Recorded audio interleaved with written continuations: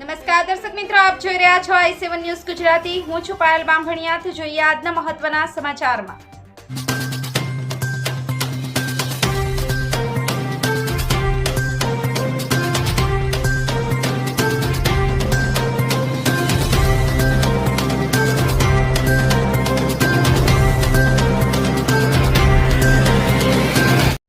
ડાંગ જિલ્લાના તવલીદોડ ગામમાં સરકારી કાગળ ઉપર બ્લોક દર્શાવાયા અને જમીન પર બ્લોક ગાયબ।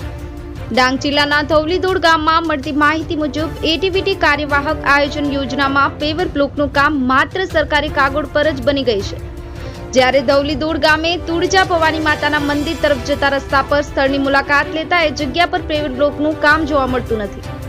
સરકારી કાગળ ઉપર તો રૂપિયા 3,50,000નું પેવર બ્લોકનું કામ તારીખ 19/10/2022 ના રોજ શરૂ થયેલ છે અને તારીખ 2/3/2024 ના રોજ કામ પૂર્ણ કરેલ છે તેમ સરકારી કાગળોમાં બતાવી દીધું છે। જો આવું જ ચાલશે તો ગામનો વિકાસ તો નહીં, પણ સરપંચ અને તલાટી સાથે મળેલા અધિકારીઓનો વિકાસ તો ચોક્કસપણે થશે, એમાં કોઈ શક નથી।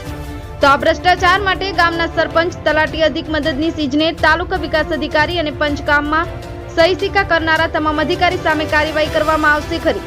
એટીવીટીના કામમાં ગામના સરપંચ દ્વારા કરેલ ભ્રષ્ટાચારમાં કયા કયા અધિકારીઓની મિલીભગત છે તે તપાસનો વિષય બનેલ છે। થયેલ ભ્રષ્ટાચારમાં કોની ભાગીદારી છે એ બાબતે પણ તપાસ થાય એવી લોકોમાં માંગ ઉઠવા પામી છે।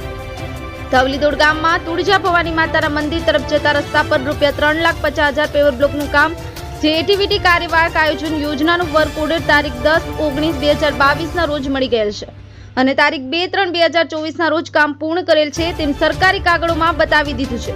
તો આ જવાબદાર અધિકારીઓ દ્વારા તપાસ કરવામાં આવશે કે કેમ એ જોવું રહ્યું।